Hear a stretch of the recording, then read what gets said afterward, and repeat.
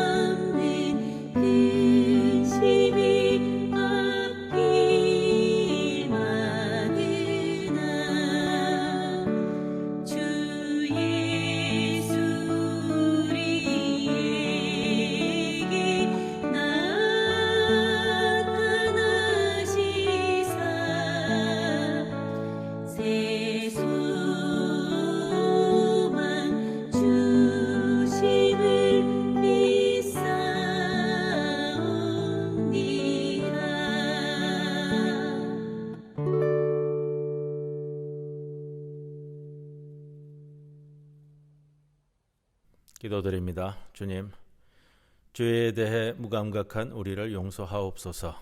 복수심으로 굳어버린 마음, 제어되지 못하는 혀, 성내는 기질, 남의 짐은 지고 싶지 않은 마음, 고상한 직업에 종사하면서도 성취한 것은 별로 없는 삶, 좋은 말로 치장된 비루한 생각, 친절한 표정 안에 숨겨진 차가운 마음, 탐욕과 게으름, 사치와 낭비, 무자비와 비겁 등 죄악의 씨를 잉태한 채 자비의 가면을 쓰고 살아갑니다. 우리의 가면을 벗겨주시고 십자가 보혈로 씻어주옵소서.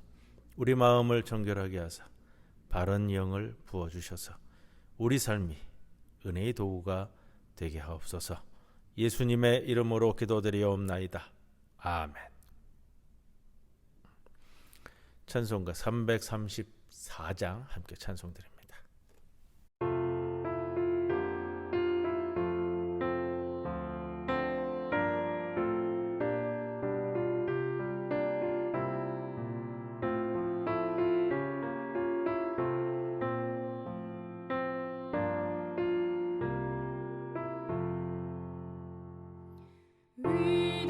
위대하신 주를 나 기억하겠네.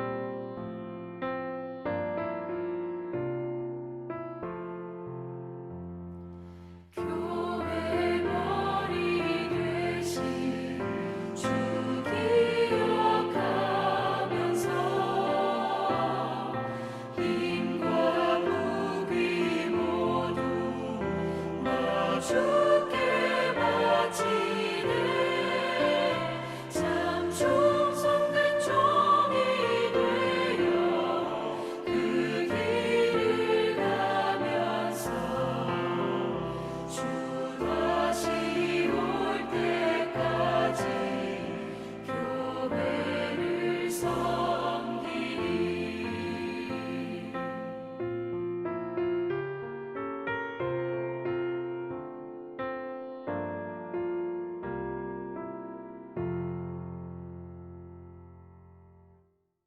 욥기 강의 45번째 시간 38장 오늘 8절에서 11절 넉절의 말씀 함께 상고하도록 합니다. 8절에서 11절 말씀입니다. 바다가 그 모태에서 터져 나올 때에 문으로 그것을 가둔 자가 누구냐? 그때에 내가 구름으로 그 옷을 만들고 흑암으로 그 강보를 만들고 한계를 정하여 문빗장을 지르고 이르기를 네가 여기까지 오고 더 넘어가지 못하리니 내 높은 파도가 여기서 그칠지니라 하였노라. 아멘. 예, 오늘 넉절의 말씀을 가지고 함께 욥기 강의 오늘 45번째 시간을 갖는데요. 38장에 하나님께서 등장하신다. 여호와께서 말씀하시되 여호와께서 이르시되. 지난주 말씀드리면서 그런 말씀드렸죠. 여호와께서 대답하시되. 이제 37장까지 오면서 욥이 이야기한 모든 것에 대한 이제 하나님의 대답이 시작되었다라고요. 그러면서 지난주에 나눴던 말씀들은 그렇잖아요. 내가 땅에 기초를 놓을 때 너는 어디 있었느냐? 이제 천지 만들어질 때 자연 현상에 대해서 이야기하면서 욥에게 얘기를 했는데 그걸 기초로 해가지고요. 그걸 기초로 해서 한 가지 좀 더 짚고 넘어가야 될 것은 그겁니다. 하나님께서 땅을 만드셨는데 땅은 이제 견고하잖아요. 그리고 물 위에 땅을 이제 분리시켜서 만드셨는데 물은 우발성을 가진다. 땅은 견고함을 갖는다. 지난주에 이제 나눴던 말씀 중에 그런 말씀들이 있었습니다. 그걸 기초로 해가지고 오늘 이제 8절에서 11절까지의 말씀을 나누는데 죄 없는 욥이 무고한 욥이 왜 고난 당하는가에 대한 일단의 대답이 오늘 이루어지게 됩니다. 그것을 오늘 찾아야 되는 거고요. 우리가 그 메시지를 좀 나눠야 되는 부분이고요. 굉장히 중요한데 오늘 8절에서 11절 간단한 말씀이지만 그것이 내포하고 있는 내용들 이면에 있는 것들을 이야기하기 때문에 오늘 넉절 가지고서 한 시간을 같이 말씀을 나눌 거예요.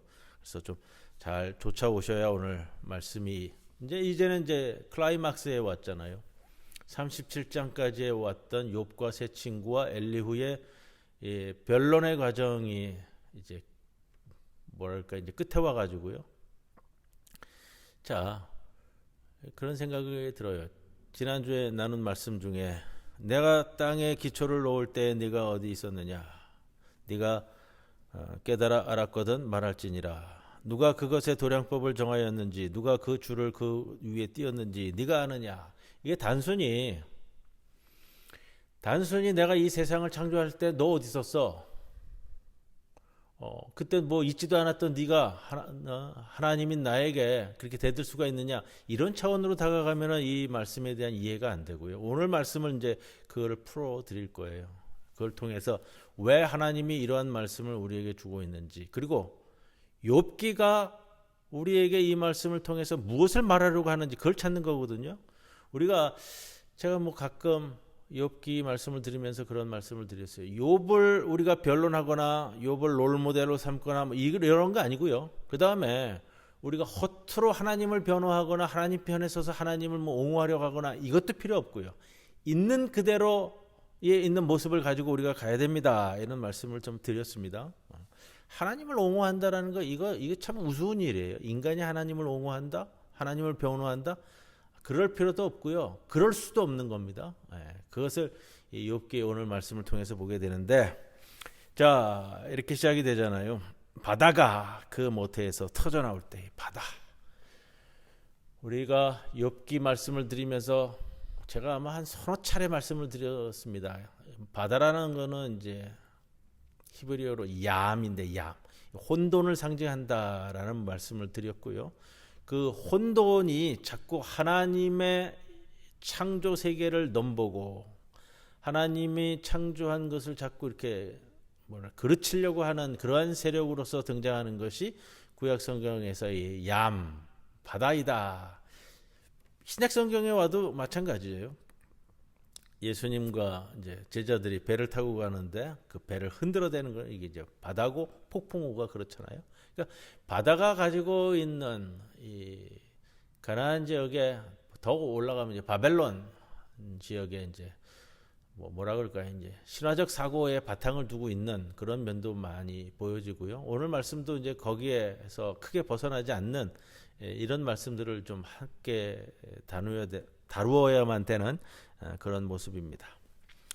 자, 바다, 혼돈을 상징합니다. 그리고 하나님의 창조 세계를 늘 이렇게 넘어보려는 그 혼돈의 상징. 그리고 가나안 신화, 우가리 신화, 또 바벨론 신화, 여기에서도 이 얌은 항상 그 혼돈을 뜻합니다라는 말씀을 좀 드립니다. 이걸 기억하고 오늘 말씀을 들어가야 돼요. 16절에 보면은 깊은 물이라고 하는데 창세기 1장 2절에 보면은 이제 깊음 위에, 흑암이 깊음 위에 이렇게 표현합니다. 이 깊음이라는 것은 요거는 좀 시브리 단어를 좀 기억을 하셔야 돼요. 태홈이라는 단어를 쓰는데 예전에도 뭐 몇 번 말씀을 드렸어요. 태홈이 뭐냐? 깊은 물. 우리말 번역은 그렇게 했습니다. 자, 하나님이 만드신 땅은 바다 위에, 바다에 둘러싼 땅이기 때문에 하나님의 창조는 하나님의 계속적인 바다 통제 명령이 내려지고 있어요. 오늘 본문에도 그렇게 보입니다.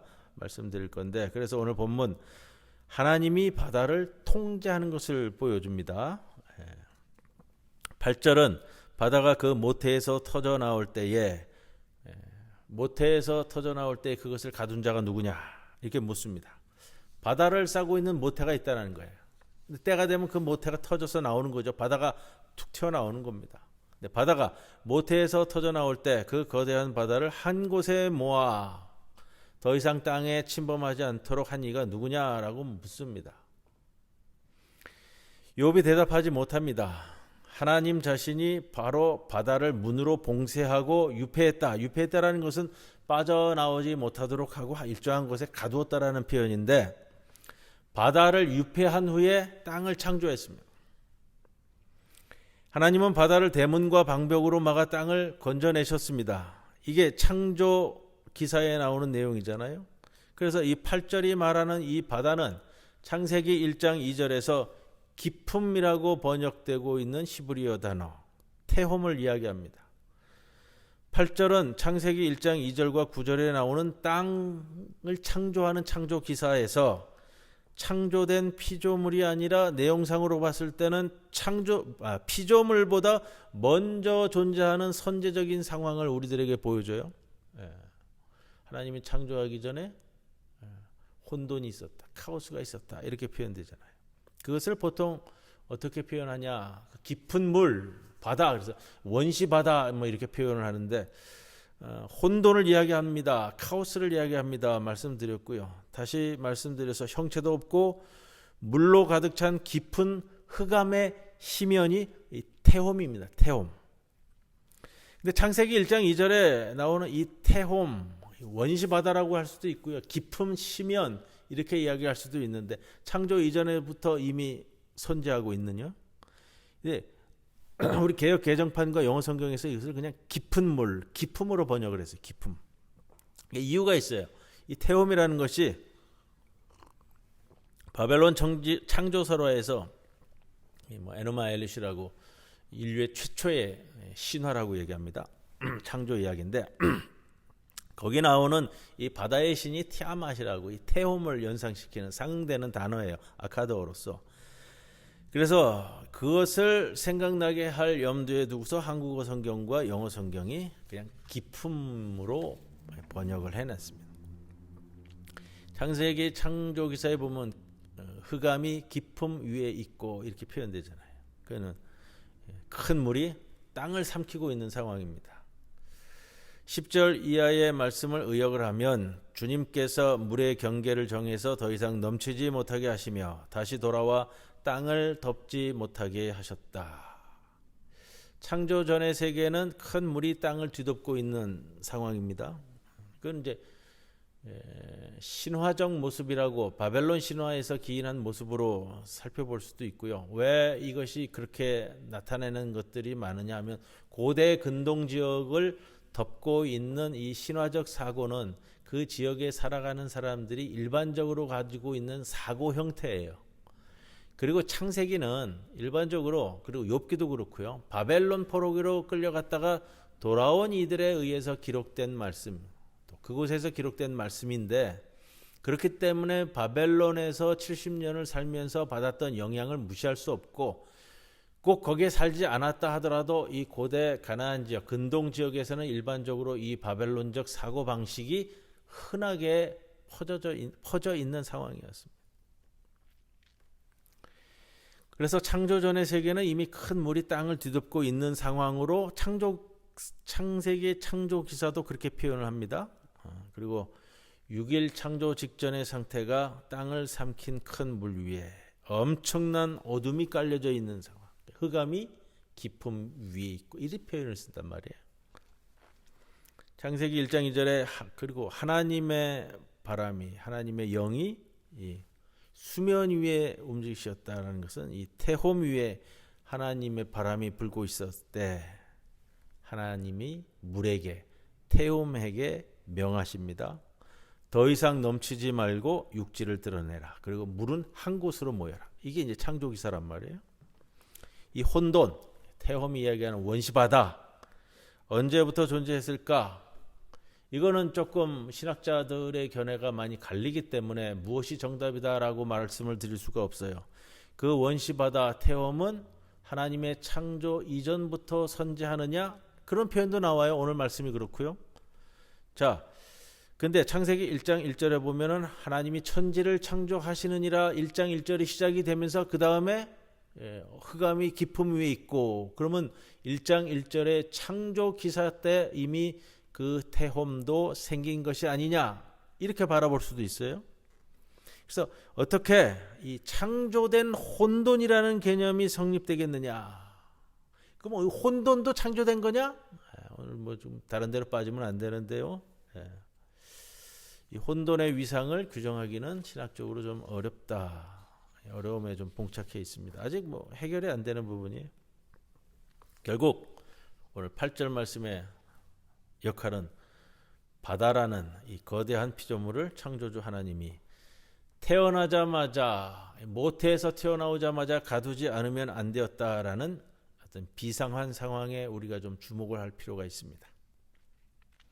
창조 기사에서도 바로 이런 표현을 군데군데 구약 성경에 우리에게 보여주고 있습니다. 지난주에 나눴던 말씀도 그렇고 오늘 9절 말씀도 그렇고 바다를 막기 위해 하나님이 동원하신 설비들을 우리에게 보여주고요. 바닷물이 쇄도하던 그때에 하나님은 구름으로 흰생아 같은 바다의 옷을, 흑암으로 그 강보를 만드셔서 분리시켰다라는 말입니다. 그리고 10절은 하나님의 구체적인 바다 통제 명령을 말합니다. 하나님이 바다가 활동할 수 있는 구체적인 한계를 정했다. 여기까지 더 이상 넘어오지 마라. 범람, 바다의 범람, 바다의 침략, 바다의 뭐라고 그럴까요? 바다가 인간들이 사는 이 땅을 침범하지 않도록 문빗장을 지르셨다라는 거예요. 그래서 바다에게 명령하십니다. 네가 여기까지 오고 더 넘어가지 못하리니 내 높은 파도가 여기서 그칠지니라. 이 짧은 단락은 창세기 1장 9절을 또 생각나게 하는데, 하나님은 천하의 물을 한 곳에 모아들인 후에 분리시켜가지고요, 그 다음에 육지가, 땅이 드러나게 하셨다. 자, 이것을 보면서 이렇게 좀 나눠서 생각을 해야 되는 거예요. 땅은 무엇일까? 땅 위에는 인간이 살잖아요.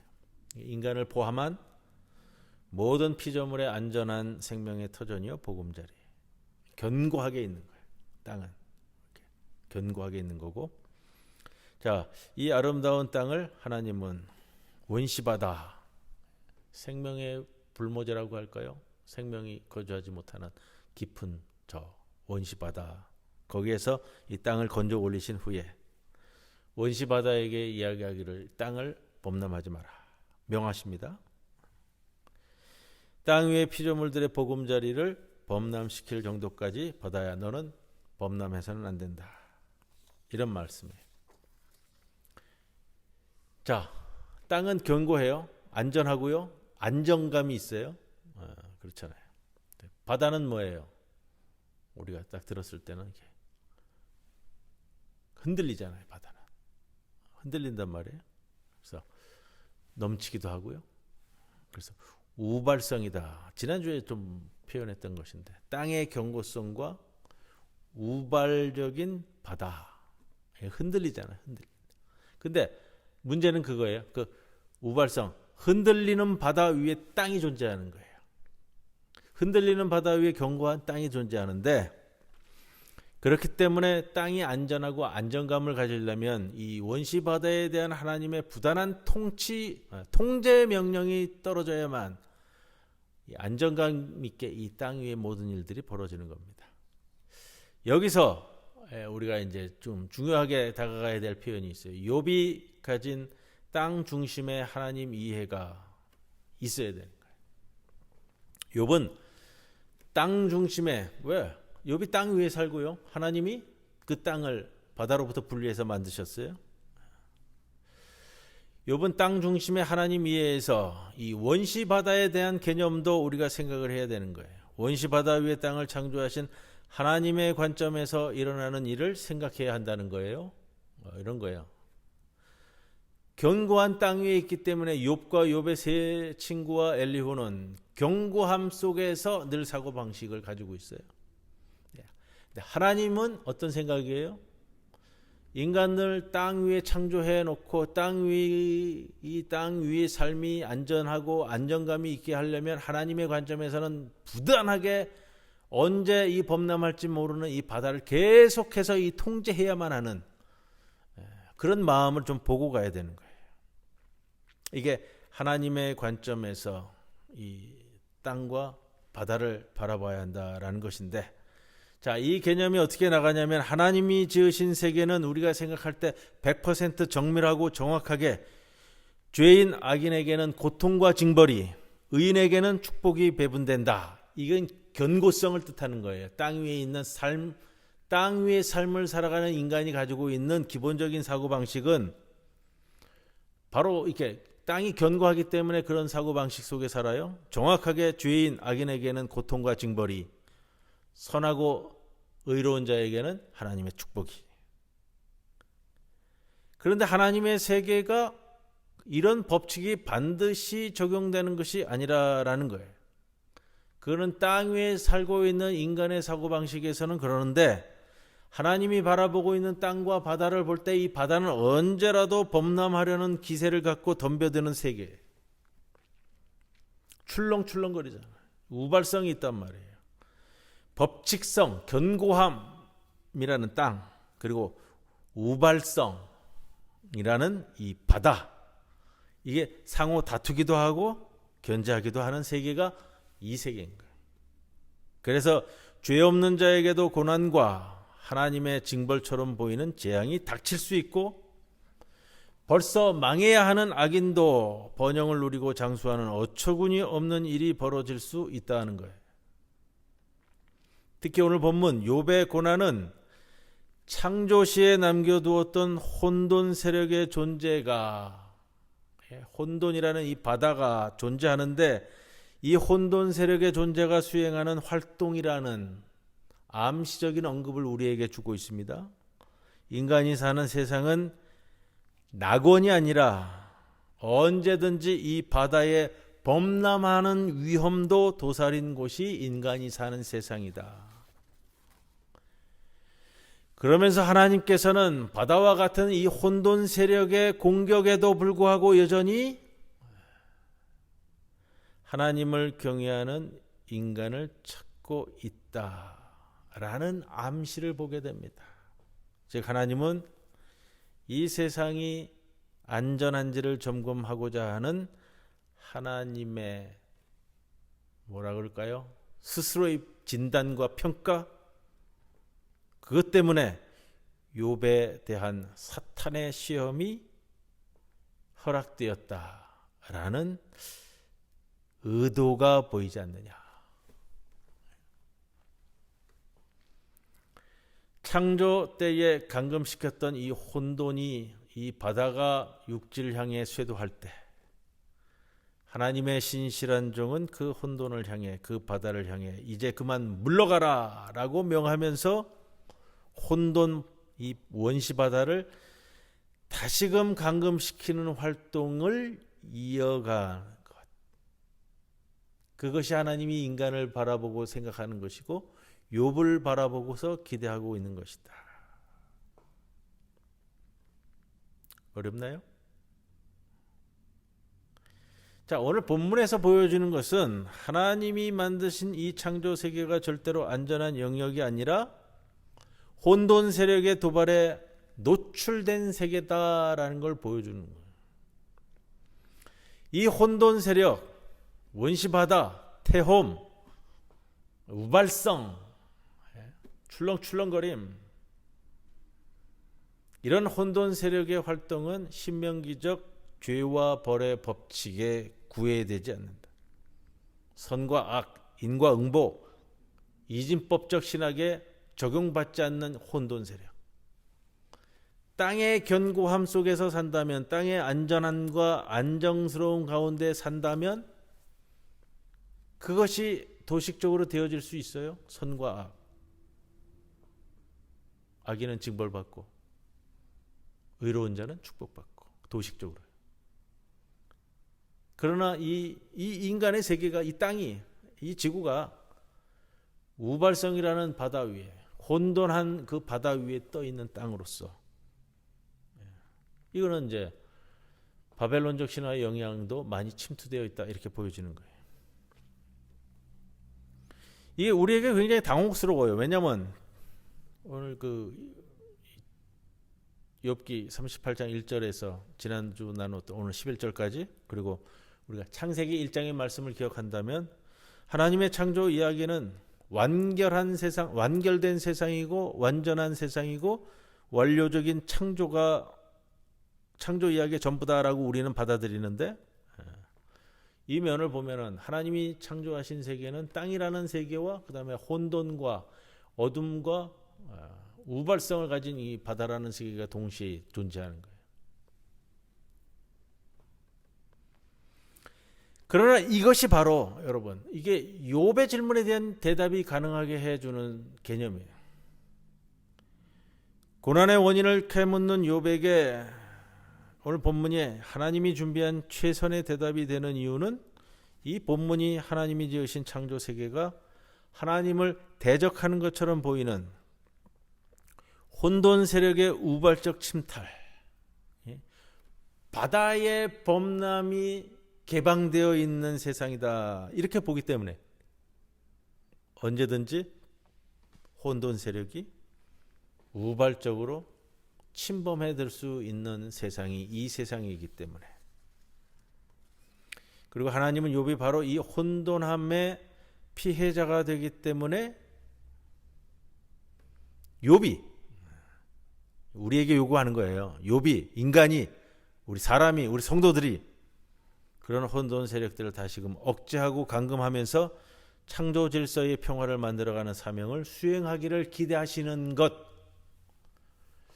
오늘 좀 내용도 좀 많고 어렵지만 이 개념이 형성이 되어야만 욥기가 말하고자 하는 이 고난, 죄 없이 고난 받는 자에 대한 개념이 우리가 이해할 수 있는 부분입니다. 창세기 1장의 창조 기사나 또 뭐 이사야 40장 이하에서도 반복이 되는데, 우리가 창조 신학적 진술은 우리가 아는 일반적인 사고 방식이에요. 야훼 하나님의 단독적으로 이 세상을 창조하신 그 모습. 그런데 시편이나 예언서나 욥기나 이런 고대 근동 신화의 단골로 등장하는 창조 이야기를 같이 영향을 받아서 서술하고 있는 이 시편, 예언서, 욥기는 이 창조 전투에 의해서 창조가 되었음을 좀 은연중에 우리에게 보여줍니다. 그것은 이 고대 근동 지역의 바벨론 신화, 인류 최초의 신화라고 얘기하는 에누마 엘리슈와 우가릿 창조 설화에 나오는 이 세상이 창조될 때 이 혼돈 바다, 이 혼돈한 원시 바다와의 전투를 통해서 만들어지는 것. 요지가 그런 것들이거든요. 우리가 고대에 나오는 이방신들 마루둑이나 바알이나 마찬가지인데 혼돈 세력과의 전투를 거친 후에 이 땅의 창조를 이루었다라는 그런 이제 고대적 이 사고가 같이 성경에도 포함되어서 보입니다. 혼돈 세력과 전쟁을 치rum으로써 혼돈 상황을 이렇게 질서정연하게 정리해서 이 아름다운 세상으로 창조하신 창조주 신의 이 전투적인 창조의 사건 모습을 보여주는데요. 이사야서에도 보이고요. 욥기 시편에서도 가끔 보이는데 좀 예를 들면 이런 거예요. 이사야 51장 9절 10절 말씀에 이런 표현이 나와요. 당신의 구원받은 백성들을 위해 바다를 말리거나 깊은 태홈의 길을 만드는 하나님을 노래한다. 바다를 넓고 깊은 물을 말리시고 바다 깊은 곳에 길을 내어 구속받은 자들을 건너게 하시니가 어찌 주가 아니시겠나이까. 깊은 물을 말리시고 정리하시고 고대 근동의 창조 신화의 영향적 표현으로 보여집니다. 시편 74편에도요. 주께서 주의 능력으로 바다를 나누시고 물 가운데 용들의 머리를 깨트리셨으며 리워야단의 머리를 부수시고 그것을 사막에 사는 자에게 음식물로 주셨고 그래서 이 세상을 창조하셨다. 이 표현을 시편 기자가 쓰거든요. 오늘 욥기 38장 11절 또 창조 기사를 다루고 있는 창세기 1장 9절에 물은 한 곳에 모여 있고 더 이상 범람하지 말라라는 이 명령은 하나님의 통치하에 들어오지 않는 이 출렁거리는 바닷물을 육지처럼 잘 통제하고 장악할 준비를 늘 갖추고 있음을 보여줍니다. 이런 뜻이 되는 거예요. 내가 바다 한복판에 땅의 기초를 놓는다는 것은 거대한 바다와의 싸움이었다. 바벨론 신화에 나오는 이 창조 전투 이야기를 좀 그 면을 볼 수가 있습니다. 자, 그래서 시편 29편, 74편, 이사야 51장 이렇게 나오는 표현인데 그래서 오늘 본문 바다 위에 견고한 땅의 기초를 세우는 작업은 하나님도 자신도 감탄할 만한 대토목공사였다라는 표현이에요. 바다, 얌 또는 태홈 이렇게 번역이 되는데 하나님에게 있어서는 하나님의 창조 질서에 반하는 반역적 존재이기도 하고 나름대로의 야생성도 가지고 있는 존재이기도 하고 근데 그 위에 그 바다 위에 신실한 땅을 세워야 되기 때문에 그게 얼마나 어려워요. 왜냐하면 바다는 출렁거리잖아요. 유동성이 있다고요. 그리고 언제든지 범람할 수 있는 야생성을 가지고 있다고요. 두 개의 다른 성향을 가진 땅은 견고하잖아요. 출렁거리는데 위에 있으면 이게 견고하지 못해. 그래서 거기다가 지주를 받고 세웠다라는 표현이 이제 토목공사하는 것처럼 나오는데 고난이도의 창조 작업이었다라는 표현을 쓰는 겁니다. 그래서 근데 이게 무엇을 뜻하느냐? 하나님의 땅의 창조는 바다처럼 이 우발성이 있고 가변하는 존재인 바다 출렁거리는 이 피조물 위에 견고한 하나님의 신적 본성을 심는 행위였다. 뭐냐? 인간. 수시로 바뀌는 가변적인 존재가 인간이라는 거예요. 수시로 마음이 바뀌는 가변적인 우발적인 존재가 이 인간인데 그 인간이라는 피조물 안에 그 가변성 안에 우발성 안에 그 위에 하나님의 신실함을 이식하는 행위가 창조 행위였다. 그래서 그런 인간을 만들고 그 인간에게 하나님의 생명을 불어넣어서 인간이 되게 하는, 이게 하나님의 인간 창조 행위였다라는 표현이 되기도 하는 거예요. 그래서 이게 참 어려운 거예요. 그래서 이게 땅을 창조하실 때에 이 우발성, 출렁거리는 바다 위에 견고한 땅을 세우는 것이 어려운 것만큼, 출렁거리는 인간의 이 심령 속에 하나님의 영을 심어놓는 것만큼 이게 난해한 일이 없고 어려운 일이다라는 건데, 이게 오늘 본문이 죄 없는 자신이 왜 고난을 당하는가라는 욥의 질문에 대한 하나님의 암시적인 대답이 되는 거예요. 그렇다면 욥 같은 사람의 억울한 고난은 왜 왔는가? 하나님께서 하나님 당신의 거룩한 본성을 인간에게 심으려고 하는 그 자체가 가변적인 인간에게는 이게 고난의 원인이 된다. 가변적인 인간 안에 하나님의 신실함을 세우려고 하니까 인간이 그 자체가 고난이 되는 거고 힘들게 되는 거예요.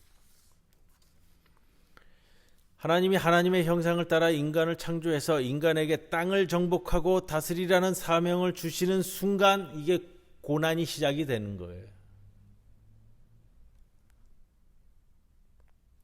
하나님이 만드셔서 아담에게 다스리라고 정복하라고 주신 땅은 혼돈의 바다, 원시 바다, 그 위에 세워진 땅인데, 원시 바다, 혼돈의 바다라는 태움, 이 거대한 세력이 맹렬하게 활동하면서 시시때때로 침범해 들어오는 땅이 인간에게 주신 땅이라는 거예요. 그래서 욥기 1장에 나오는 것처럼 이 땅에서 욥과 욥의 가족들에게 스바 사람의 약탈이 있고 하늘의 번갯불이 내리치는 것인 거예요. 하나님의 창조한 이 땅이 견고하기만 하고 안전하기만 하면 이런 일이 벌어지면 안 되는 거예요. 그러나 우발적인 바다의 침범이 수시로 벌어지기 때문에 이 땅은 스바 사람의 약탈이 있고 하늘의 번갯불이 내려치고 이 땅에 갈대아 사람의 세 무리의 공격이 일어나서 그 자녀들을 죽이고 사방에서 가공할 만한 태풍이 와서 사람들과 가축대를 몰살시키는 공포스러운 시련의 장인 것이 바로 그 이유인데, 욥의 자녀들이 스바 사람이나 갈대아의 약탈을 촉발시킨 죄를 범한 사람들이 아니죠. 욥의 자녀들이 그들의 하늘 번갯불과 세계 만방에서 불어오는 태풍의 공격을 초래한 악행자들도 아니었습니다. 강력하고 낯선 이들의 약탈과 강하고 무서운 자연의 공격이 쉼없이 일어나는 이 세상에 하나님은 사람을 창조해 살게 하셨다라는 거예요. 지금. 그래서 38장 1절에서 오늘 11절까지 말씀에서 하나님께서 이야기하는 것이, 내가 땅에 기초를 놓을 때 네가 어디 있었느냐. 이런 비극적 사고와 재앙은 인간의 죄 때문도 아니고 하나님의 악한 뜻 때문도 아닙니다. 하나님이 지으신 세계와 관련이 있는데, 인간은 이 거대한 자연의 야생성과 폭력성의 일부를 이루기도 하고, 강할 때는 약자를 침략하고 약할 때는 낯선 강한 자들에게 침략당하기도 합니다. 욥의 고난은 하나님이 만드신 세계의 혼돈함, 그리고 이 세상의 야생성, 폭력성들의 돌발적이고 우발적인 표현이다. 그것은 하나님과 인간이 가지고 있는 간격 때문에 생기기도 하고, 이 욥의 고난은 욥의 죄에 대한 하나님의 징벌도 아니고 욥의 경건을 질투하고자 한 사탄의 가해도 아니고, 사탄과 내기하다가 화가 난 하나님의 조절장애도 아니고, 인간은 우발적이면서 그 울퉁불퉁한 세상에서 하나님을 경외하고 살도록 부름받았다. 울퉁불퉁한 이 세상에서 하나님을 찬송하며 살도록 부름받았는데 죄와 벌, 선과 악의 이진법 신학으로는 살아가면서 그렇게 살면서 하나님과 동행하기에는 이 세상은 너무나 복잡하고 위험한 곳이기도 하다.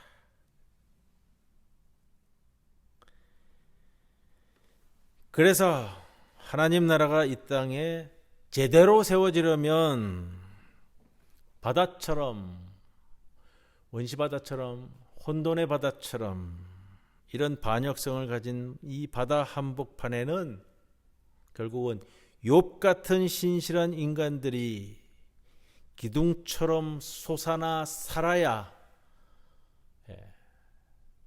이 혼돈의 땅에서 욥과 같은 사람들이 기둥처럼 서서 살아야 다른 이들의 모범이 돼서 같이 살아갈 수 있는 표본이 만들어진다라는 그런 이 기둥과 주춧돌 위에 하나님 나라의 영속적인 실제가 드러나는 것.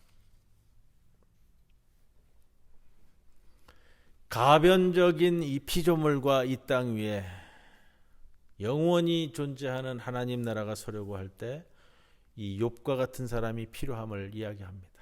그래서 욥기는 하나님께서 하나님 나라를 세울 때에 반석 같은 사람을 찾는 이야기입니다. 기독교는 인간을 찾아오신 하나님에 대해 응답하는 인간의 활동이에요. 성서 이야기는 다 그렇잖아요. 하나님에 대해 응답하는 인간들의 활동인데 하나님은 오늘도 전심으로 하나님을 찾는 자를 찾으십니다. 전심으로 하나님을 찾는 자가 누구인가?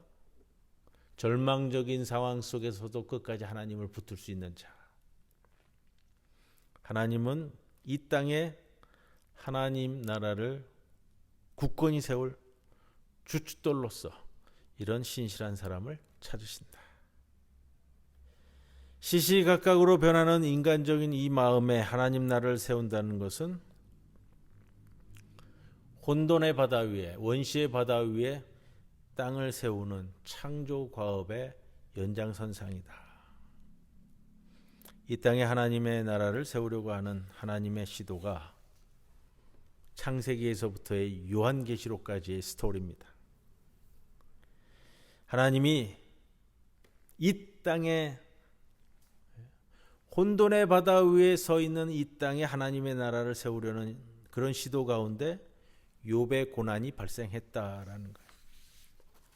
그렇게 욥의 고난은 결국은 하나님의 고난이고 하나님 자신이 초래한 고난이고 하나님이 책임져야 할 고난이다라는 겁니다. 이것을 깨우치는 거예요.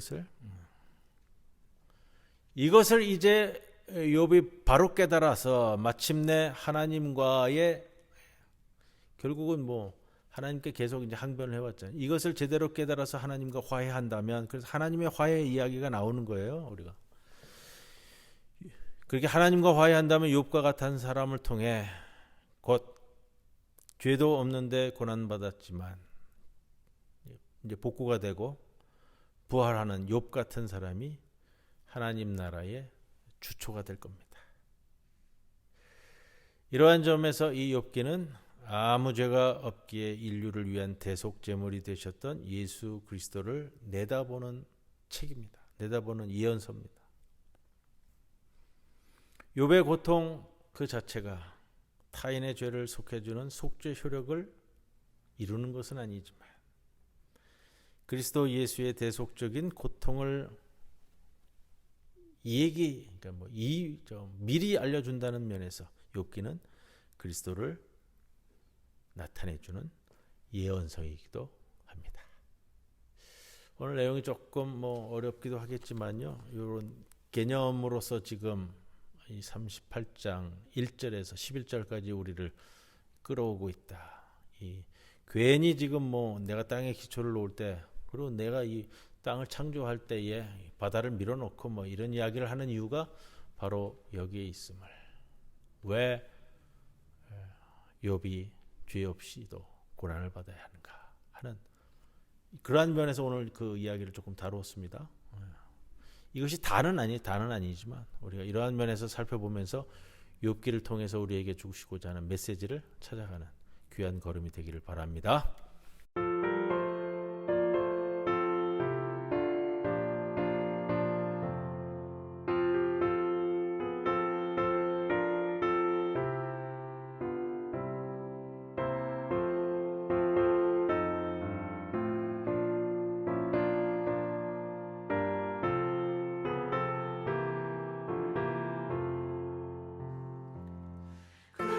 놀라운 평화가 내게 있네. 이 세상에는 없는 평화.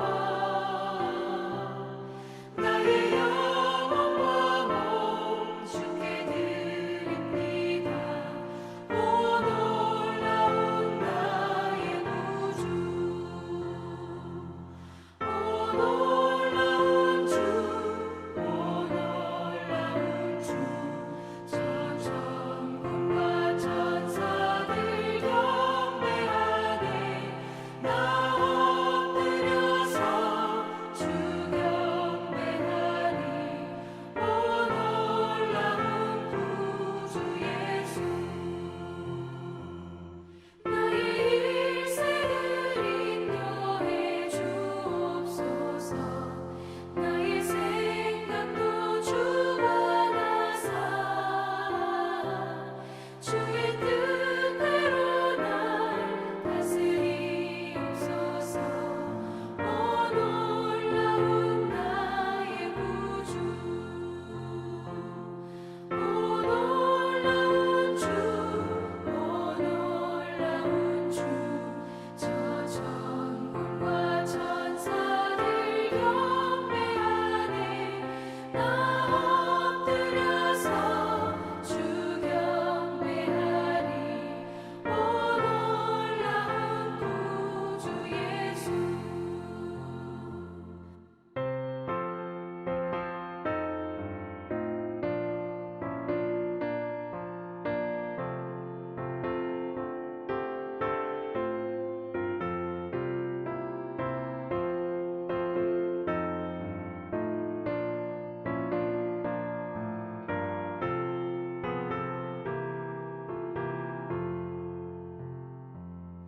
나의 모든 것 주님께 드리오니 주여 기쁘게 받으시사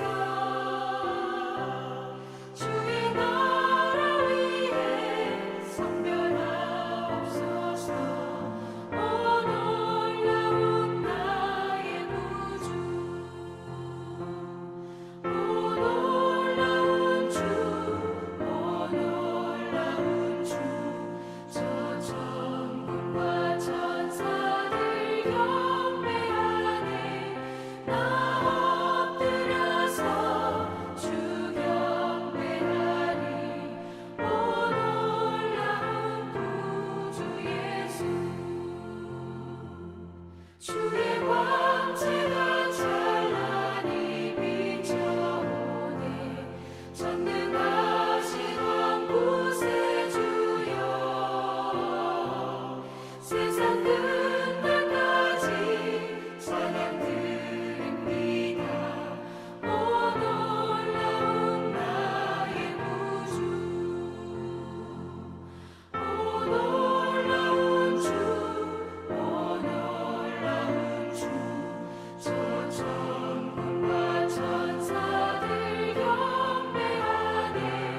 나 엎드려서 주 경배하리. 오 놀라운 구주 예수.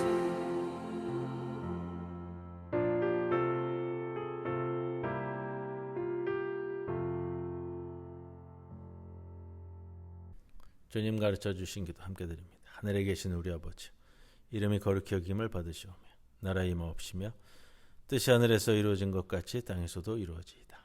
오늘 우리에게 일용할 양식을 주옵시고 우리가 우리에게 죄 지은 자를 사하여 준 것 같이 우리 죄를 사하여 주옵시고 우리를 시험에 들지 말게 하옵시며 다만 악에서 구하옵소서.